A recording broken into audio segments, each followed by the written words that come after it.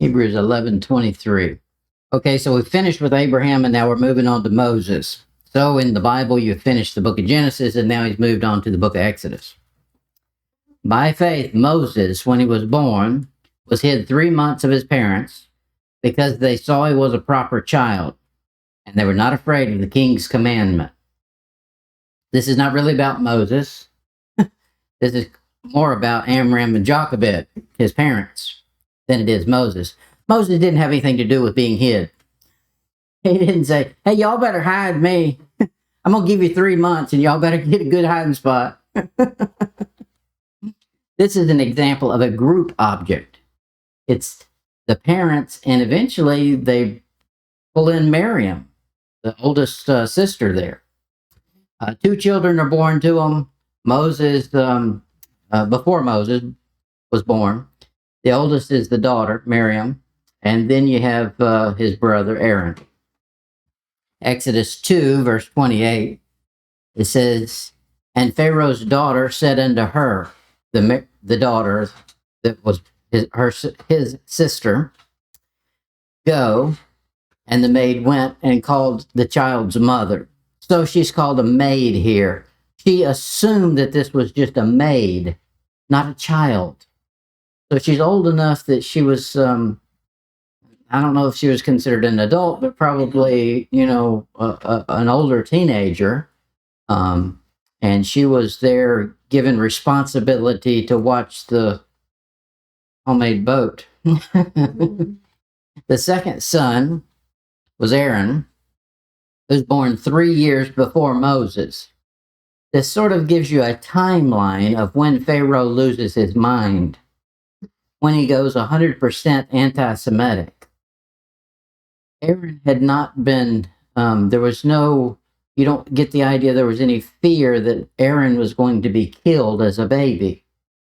Exodus 7, verse 7.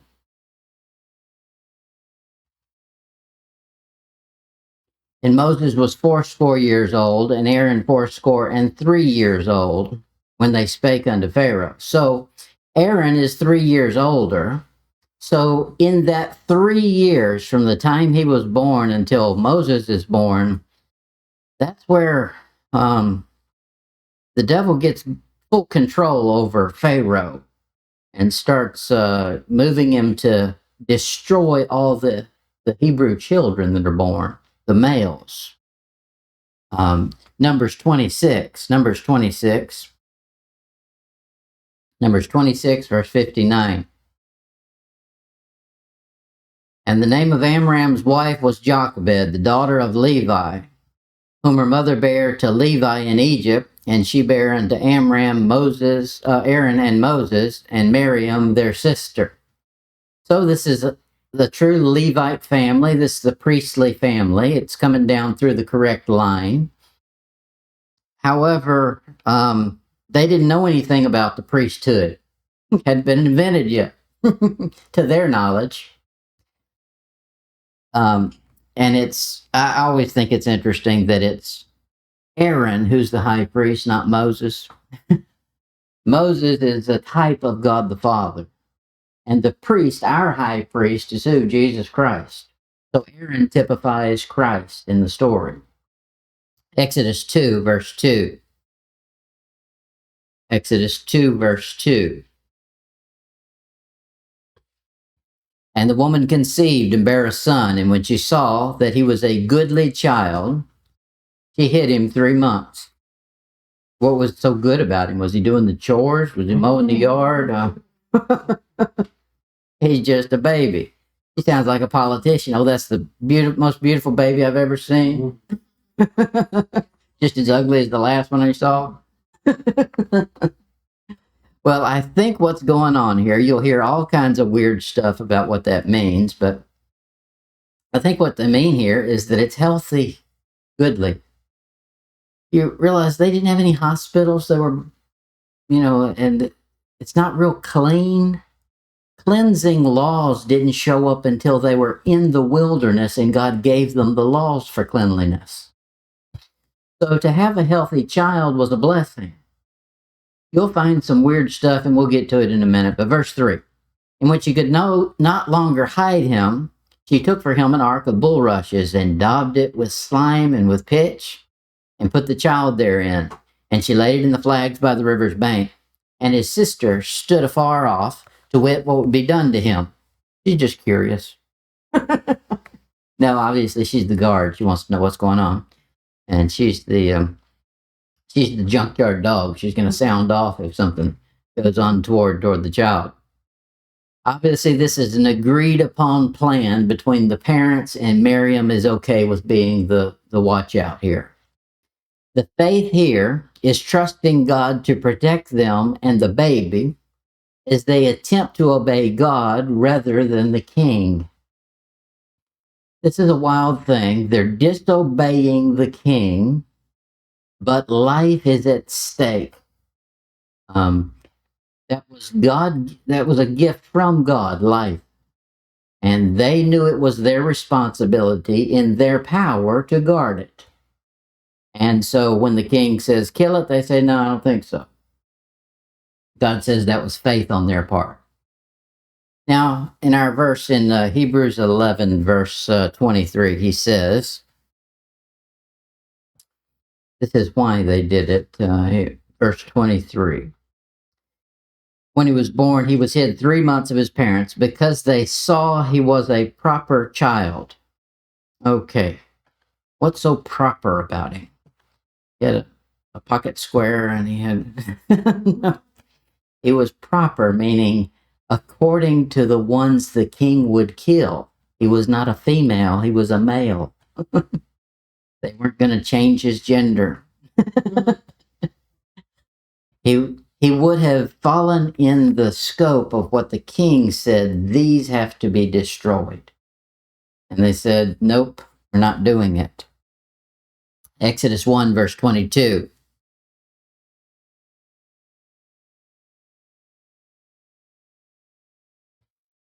And Pharaoh charged all his people, saying, every son that is born ye shall cast into the river, and every daughter ye shall save alive.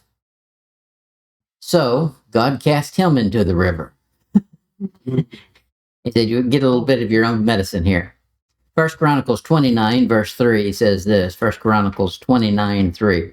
Moreover, because I have set my affection to the house of my God, I have of mine own proper good, of gold and silver, which I have given to the house of my God, over and above all that I have prepared for the holy house. This is Solomon saying, this is what I'm going to give. Everybody's giving for this. Samuel and his father, David, had saved up and were preparing for the temple to be built.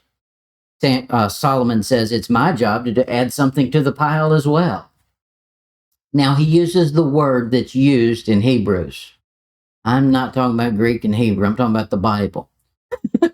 Amen. He says, of my own proper good. That is what's right. It doesn't seem like that's going to be extravagant for him. It's what he has and what he can give.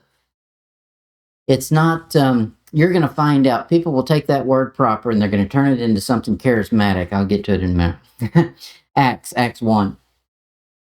Acts 1, verse 19.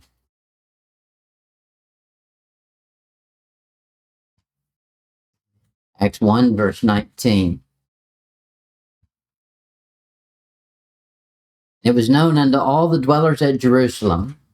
This is when they buy the field for where Judas has hung himself. Insomuch that the field is called in their proper tongue Seldama, which is to say the field of blood. Their proper tongue, that's the tongue they spoke in, the language they used. That's common. They didn't have to go learn a new one. They didn't know something nobody else did. It was normal. That was the common language they all spoke. They all understood it. 1 Corinthians 7.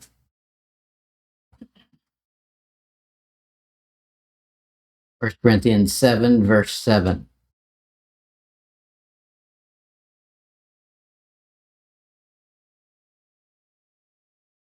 Computer sounds like it's a jet engine about to take off.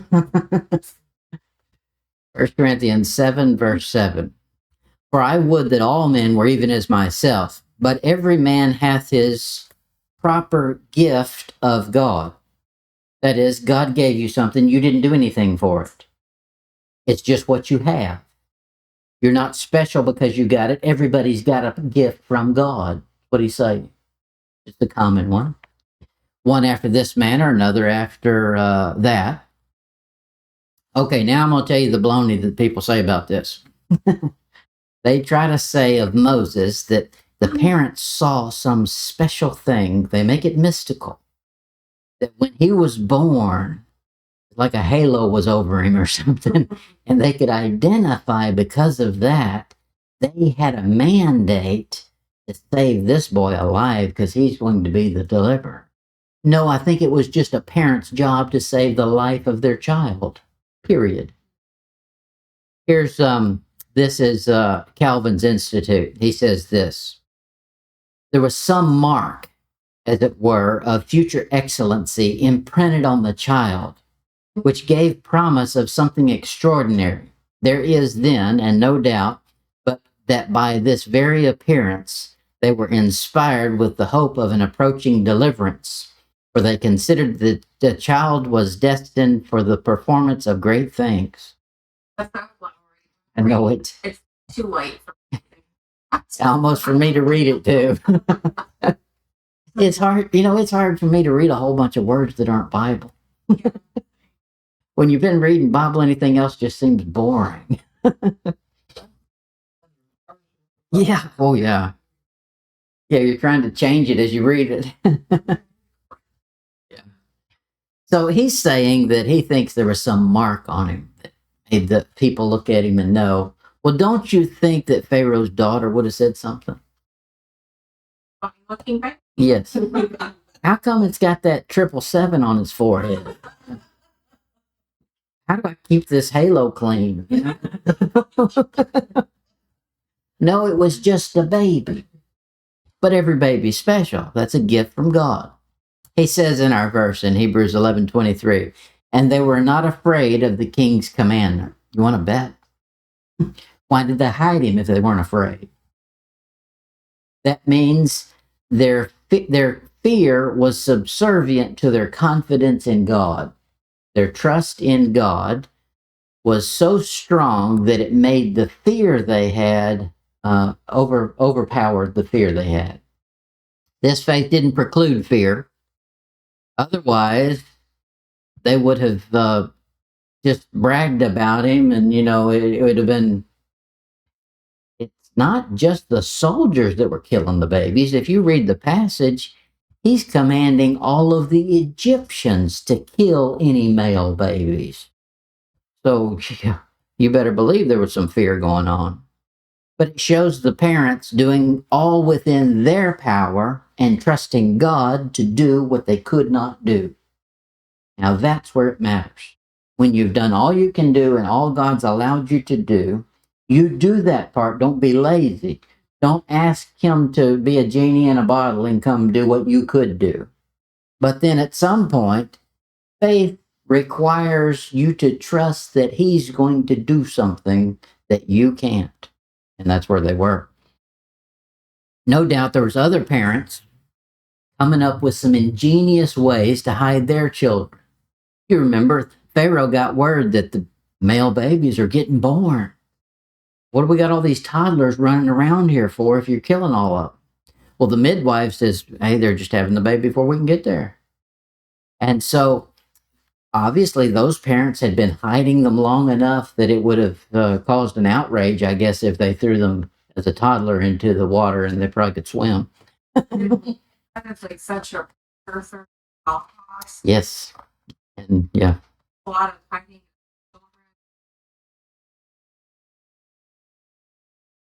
Yeah.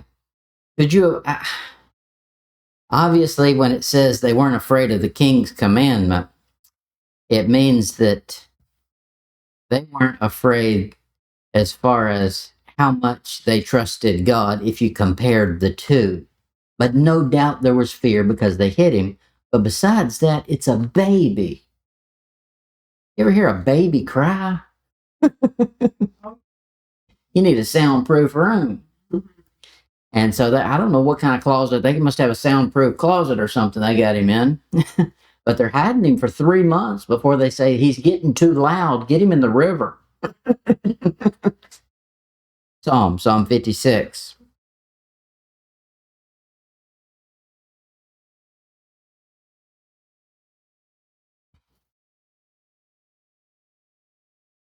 You'll find in God is much more gracious than we are. I know he's just, but he's also much more merciful than we are. He reminds me of David after Saul is dead. He talks about Saul and Jonathan. They were lovely and beautiful. And that's the one that was coming after you for 3 years trying to kill you. They were lovely and they weren't separated in their death. What a way to overlook the problems. The Bible says love covers a multitude of what? Sins. Well, God does this in the book of Hebrews chapter 11. He's overlooking a lot of them. Psalm 56 verse 4, David says, in God I will praise his word. In God I have put my trust. I will not fear what flesh can do unto me. Now that's the kind of not fearing that he's talking about in Hebrews. He's running for his life from Saul and from the Philistines and everybody else who's out to get him. But he's saying, I'm trusting God, and if God's my helper, man can't do anything. I'm not going to even care. I'm not going to worry about what they do. Psalm 118. Psalm 118, verse 6.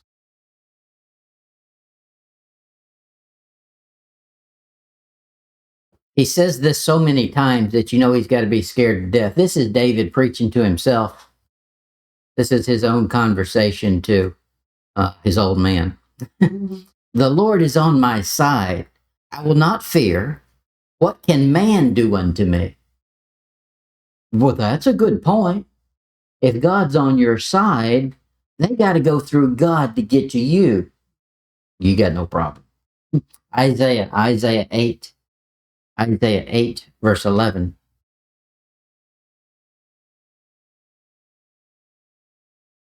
For the Lord spake thus to me with a strong hand, and instructed me that I should not walk in the way of his people, saying, say ye not a confederacy to all them to whom the people shall say a confederacy. Neither fear ye their fear, nor be afraid. Sanctify the Lord of hosts himself, and let him be your fear, and let him be your dread. He wouldn't say, don't be afraid if it wasn't natural to be afraid. It does no good to tell somebody not to be afraid when they're having fun. Okay, well, if things are scary, that's when you say, hey, don't worry, don't be afraid. But he doesn't just preclude fear altogether. He says, no, there is something much bigger to fear. God. If you fear him enough, you won't fear anything else. It's more than just fear. People will say, well, that fear just means respect. Well, what's the word dread mean? It's that kind of fear. Isaiah 41, verse 8. But thou, Israel, art my servant, Jacob, whom I have chosen, the seed of Abraham, my friend. Thou whom I have taken from the ends of the earth, and called thee from the chief men thereof. I said unto thee, thou art my servant. I have chosen thee, and not cast thee away. No, we're not to the point we need to be yet, but he keeps calling him servant. That's the classification of Israel, the nation, is a servant. Verse 10. Fear thou not, for I am with thee. Be not dismayed, for I am thy God. I will strengthen thee. Yea, I will help thee. Yea, I will uphold thee with the right hand of, where is it? I lost my place. Uphold thee with the right hand of my righteousness. Behold, all they that were incensed against thee shall be ashamed and confounded. They shall be as nothing. And they that strive with thee shall perish. Who's he speaking to? The whole nation. He says they were out of their mind, incensed against thee. We got that going on in our world today. They're cuckoo, incensed against the Jews, Israel. He says right here, I'm going to flip the script on them before they see it. They're going to perish and they'll be confounded. They're cuckoo. Hebrews 13. Hebrews 13, verse 5.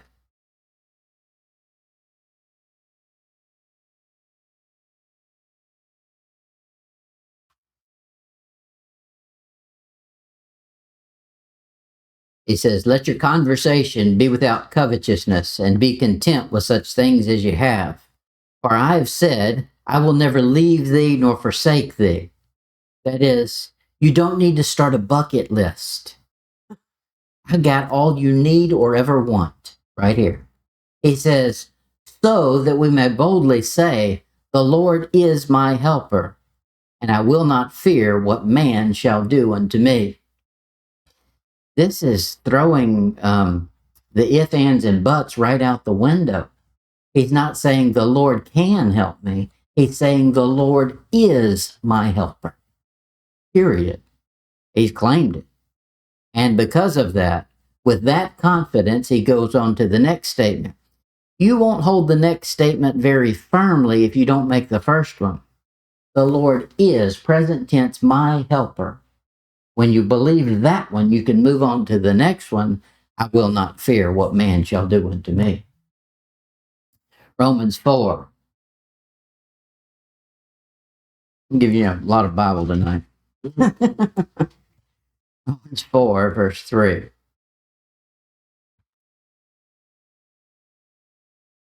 God likes to do this thing where he grades on a curve. He says things are that really aren't. He calls those things that aren't as though they are. Romans 4, verse 3. For what saith the scripture? Abraham believed God, and it was counted unto him for righteousness. It wasn't righteousness. He just believed God. And God said, okay, I'll count that as righteousness. It's not. And it's surely not the righteousness of God. But he says, good enough. You did a pretty good job there, more than anybody else I see around you.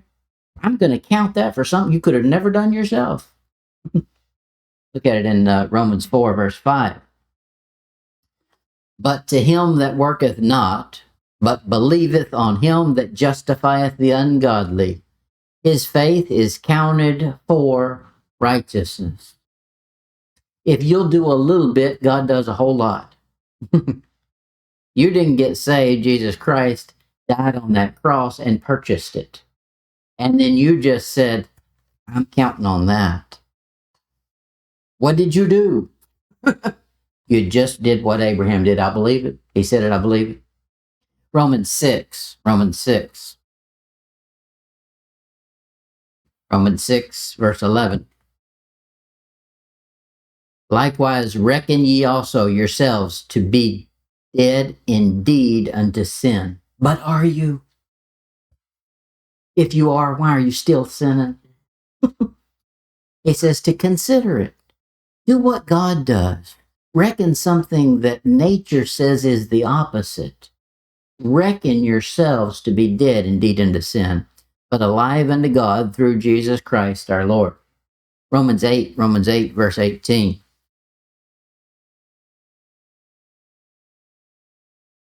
For I reckon that the sufferings of this present time are not worthy to be compared with the glory which shall be revealed in us. There he's accounting something that he doesn't really feel as so, and he's not seen the reward yet. He's not seen the glory that's going to be revealed in us yet. He's just reckoning. I would imagine, from everything I know about God, I can figure this part. What I'm going through right now ain't nothing compared to what he's going to give me for it. And that's what we're supposed to do as Christians. We've seen God's doing it all through the book of Hebrews 11, or chapter 11. Chapter 11, verse 24. Hebrews 11:24.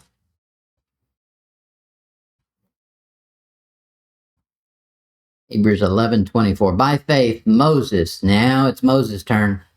It's not the family's turn. By faith, Moses, when he was come to years, refused to be called the son of Pharaoh's daughter. Okay, this is, you just read that and didn't have any context or history of the story, you'd think, what an ungrateful brat.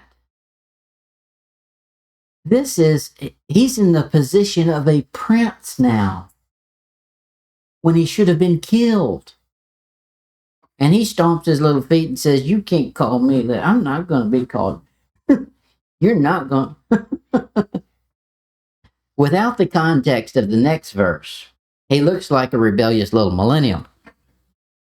He could have had almost anything, but being the son of Pharaoh's daughter, that would have put him in a great position. Of course, we know that in that position, he had to learn all the scholarly garbage that Pharaoh had to offer. He was learned in all the wisdom of the Egyptians. So he went to school.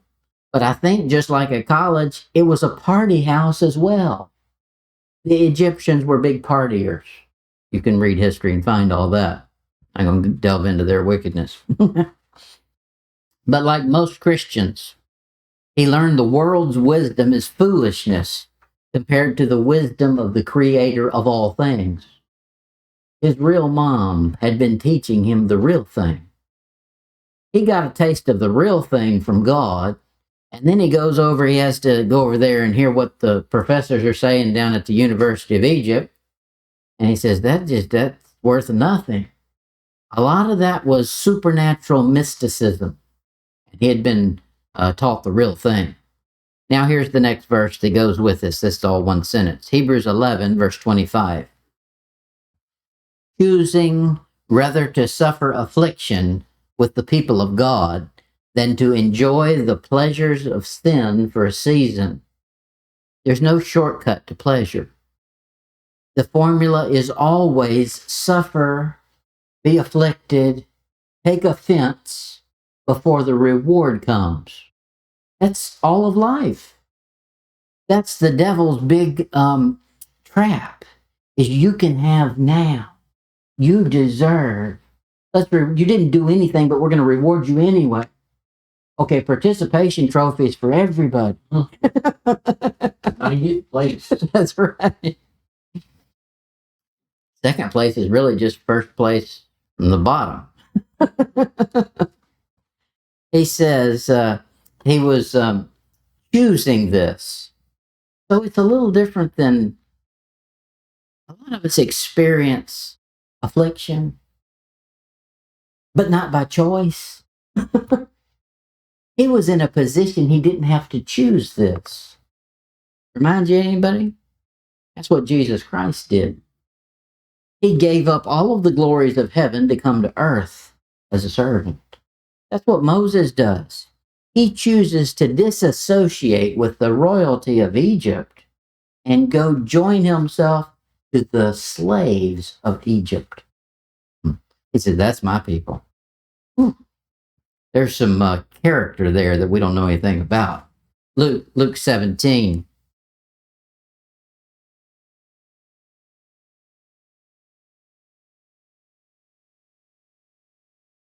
To choose suffering and affliction is very different than it just being placed on you without your say on it. Luke 17, verse 9. Doth he thank that servant because he did the things that were commanded of him? That is, a servant does a good job.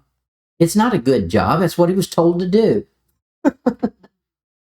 If you watch there's a YouTube channel that gives all of the, maybe not all of them, but a lot of the Medal of Honor winners give their accounts. And they all say this: I wasn't a hero. I just did what 100 other people were doing around me. And this is not my award. It stands for all of the people that couldn't get it and didn't make it back. This is what's going on with this servant. He's saying when a servant does a good job, that's what he's supposed to do. Verse 10. So likewise ye, when ye shall have done all those things which are commanded you, say, we are unprofitable servants. We have done that which was our duty to do. Moses is going to skip and a jump above all of that. He's choosing to go associate with the slaves, the outcasts. Hebrews 10, verse 32. He said in there that he was going to choose to suffer affliction with the people of God. That it was very identifiable that the Egyptians were not the people of God. They were the people of God's plural, and they had lots of them. But they weren't the people of God, and that's a big difference. Hebrews 10:32. But call to remembrance the former days, in which after you were illuminated, ye endured a great fight of afflictions. Isn't that the way it happens? The second you get some illumination, I like the wording of it. When you read your Bible and you understand something or you see something you hadn't seen before, it's because the light turned on. Illumination. Look out, it's coming. Affliction, you're going to pay for it. Now, God's with you. We've already seen all that. Exodus 2, verse 9.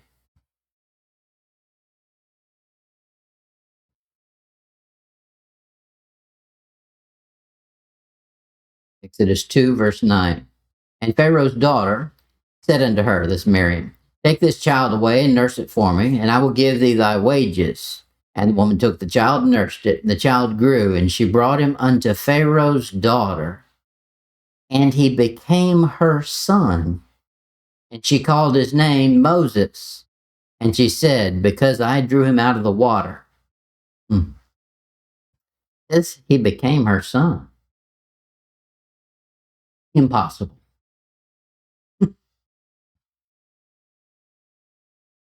He was born. You're only born of your parents. You can't fake that. So he's got a phony family and a real one. And he chose early on to align himself with the godly family, not the phony family. I've seen this. It's because there's no family unit anymore. All families are all busted up. But the kids in school, in the elementary schools, they all have phony families. They call each other sisters and brothers that are not. And they try to unite as though they're a family and give loyalty to a heathen that's not their family. This is in reverse. Pharaoh's trying to bring him in as a family, Pharaoh's daughter. Job chapter 20. Job 20, verse 1.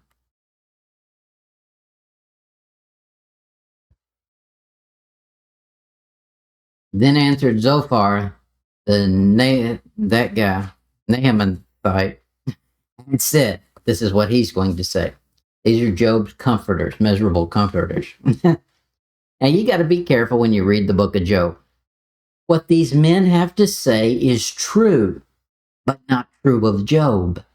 So just because you think you've learned a principle doesn't always mean you can apply it to an individual. God will do that. Look down at verse 4. Knowest thou not of old, since man was placed upon the earth, that the triumph of the wicked is short, and the joy of the hypocrite is but for a moment? He's saying right here, we've already known this to be a fact. You got to be an idiot not to know this one. Since the moment man started walking on the earth, this has been a fact. That if you're going to be wicked, it's going to be a brief enjoyment. Very brief. Look at it in Job 36. Job 36. Now we get the writer of the book of Job. Elihu also proceeded and said, so this is what he has to say. Of the miserable comforters, he's the best. Verse 21. Take heed, regard not iniquity. For this thou hast chosen rather than affliction. It seems like there's always a choice.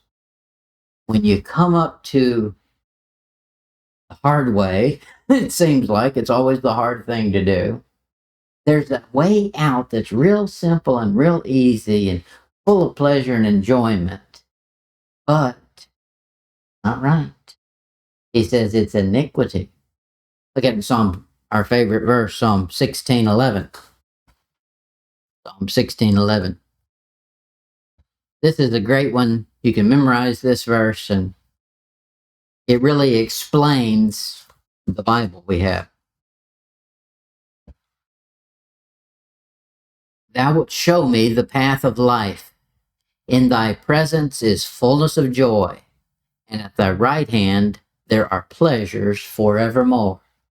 Very different than pleasures for a season. Very different from what Job was talking about, or Elihu was talking about in Job, that they're only for a moment. Those pleasures are wickedness.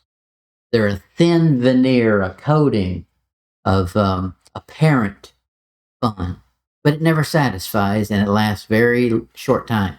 Psalm 84, verse 10.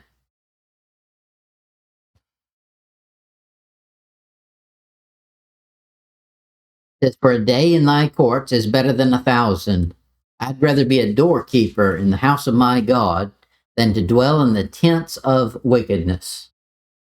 David's seen it up close and personal, and he says, one day just being a doorkeeper would be a lot better than dwelling in the tents of the wicked, where they got everything it seemed like they could ever want. No, they won't like what they got after a little while. Matthew 13, verse 20. We're almost done. I've got 500 more verses. Matthew 13, verse 20. Jesus speaking. But he that received the seed into stony places is the same that heareth the word. Okay. He says, here's somebody, and I'm going to explain to you who he is. This is a person who's got a stony heart. The description of him doesn't seem like the way we would have imagined it. He says, and anon, that means immediately, with joy receives it. Person's got a stony heart. Because it doesn't matter the second you received something. If I can talk you into something, somebody else can talk you out of it.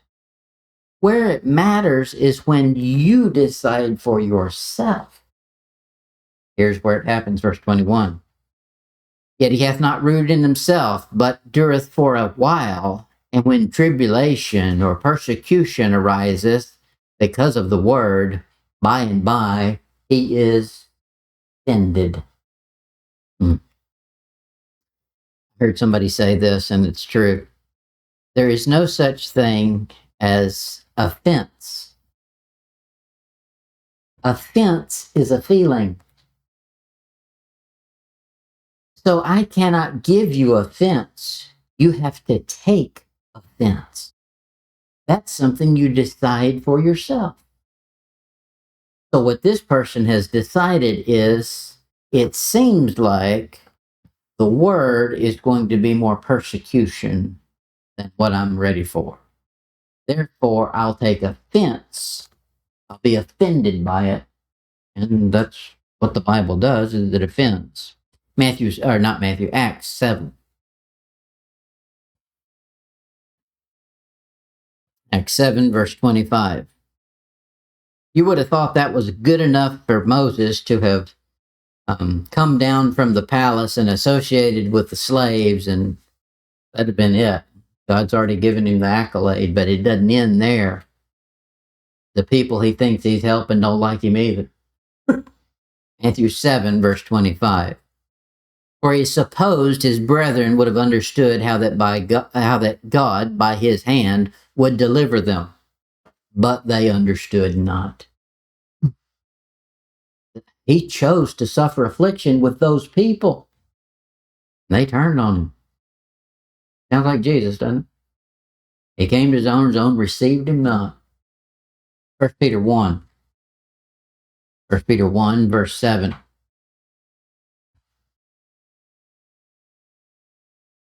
He says, that the trial of your faith, being more precious than of gold that perisheth, though it be tried with fire, might be found unto the praise and honor and glory at the appearing of Jesus Christ. That is, he's saying right here, you're going to be tried, there's going to be trials, there's going to be offense, like Moses said he was willing to go through, but the payoff is going to be much better than you could have imagined. The pleasure you could have had would have been very fleeting and momentary compared to the pleasure you'll have forevermore by doing righteous things. Now, he said he was with the people of God. That's who he wanted to choose to associate with. The power of a prince was quite something in Egypt at the time. They held sway, but Moses chose to identify with these, quote, people of God. I think that's how they were known then, the people of God. So that's going to be a badge of infamy for people, to be known as the people of God. If you're a Christian, always has been. The people of God here in the passage is clear. He's talking about Jews. He wasn't talking about people who were replacing Jews. He wasn't talking about any church age people. He was talking about a nation that was known as the people of God before they even had a land yet. Pharaoh and Hitler could identify them quickly. The people of God, Jews. Only a religious heretic or a satanically influenced politic can't figure this out. Jews are the people of God. All the way through, you're told over and over, don't curse them. They're blessed of God. They're beloved of God. Matter of fact, if you'll bless them, I'll bless you. That doesn't change. People want to throw that out. Don't throw that out. That could hurt you. You remember, even a pagan prophet has to say the same thing to Balak. How can I curse him whom God has blessed? But they weren't being blessed right there. God was about to kill 23,000 of them. But he says, I'm not going to say a word. He was smarter than people today. Psalm 47.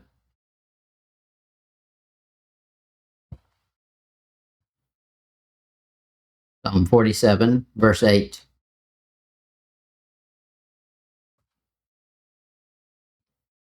Let's find out what God's opinion on it is. Get God to talk about politics. Psalm 47, verse 8. God reigneth over the heathen. Now, I know that people are going to tell you this world is run by the devil. It's not. There's too many verses that make God the head of everything. Amen. The devil doesn't run this world. Now, the people give allegiance to him as though he does, but he doesn't. God reigneth over the heathen. God setteth up the throne of his holiness. God sitteth upon the throne of his holiness. Verse 9. The princes of the people are gathered together, even the people of God, of the God of Abraham. Now, there's the people of God.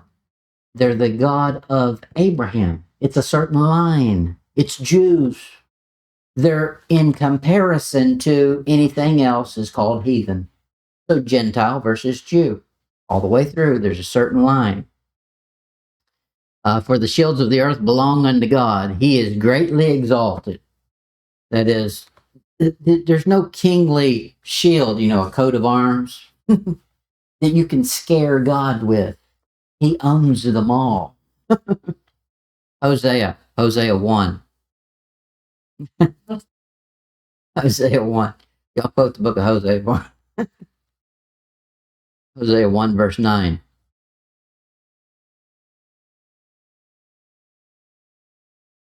God can do things that a man cannot. I talked about Balaam saying, I'm not going to curse those people God's blessed, shout of kings among them, and all this great stuff. And then it's not, probably 2 weeks later, God kills 23,000 of them. Well, God can do that, but Balaam's not going to. Hosea 1, verse 9. Then said God, call his name Loami, that name. For ye are not my people, and I will not be your God. Yet the number of the children of Israel shall be as the sand of the sea, which cannot be measured nor numbered. And it shall come to pass that in the place where it was said unto them, ye are not my people, there it shall be said unto them, ye are the sons of the living God. Even as he disowns them, he says, it won't be forever. You're always going to be mine. There's one nation and only one that fits that bill. Hosea 2. Hosea 2, verse 23. And I will sow her unto me in the earth. That is, the Jew is destined to inherit the earth. Aim is a little higher. And I will have mercy upon her that had not obtained mercy. And I will say to them which are not my people, that thou art my people. And they shall say, thou art my God. People want to, I'm giving you this because I'm going to give you the verse that the replacement theology people use. This is what God's saying. I'm disowning you. It won't be forever, but for now, I'm disowning you. One day, I'm not. One day, you're going to be my people. But right now, I'm saying you ain't my people, and I ain't your God. Matthew 15.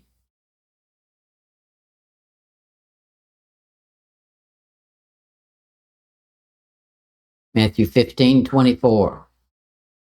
But he answered and said, I am not sent but unto the lost sheep of the house of Israel. Why are they lost? Because he disowned them. He says, I'm coming to gather them back up. This is when they had the chance to be his people. Look at it in Luke 15.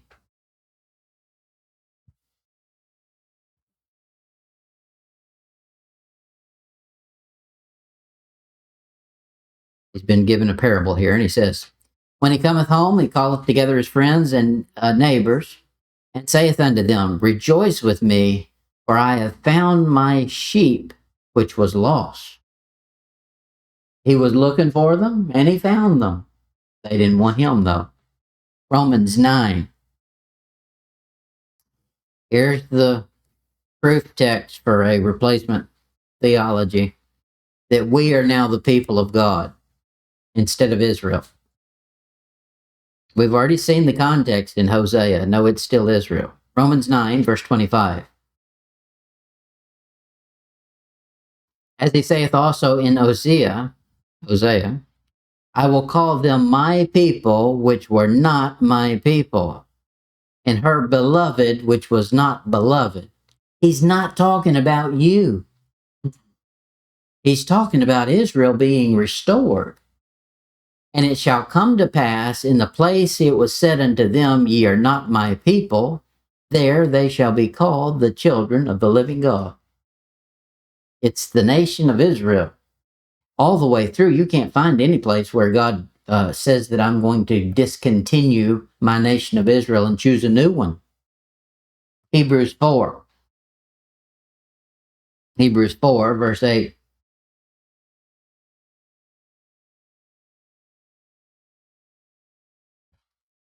Hebrews 4, verse 8. For if Jesus, that's Joshua, had given them rest, then would he not afterward have spoken of another day? There remaineth therefore a rest to the people of God. What people of God? The ones that Joshua brought into the land. The Israelite. All the way through the Bible, you got to be an idiot to miss it.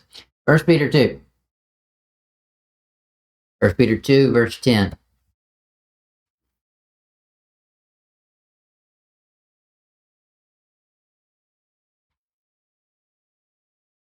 Now you can understand who Peter's talking to.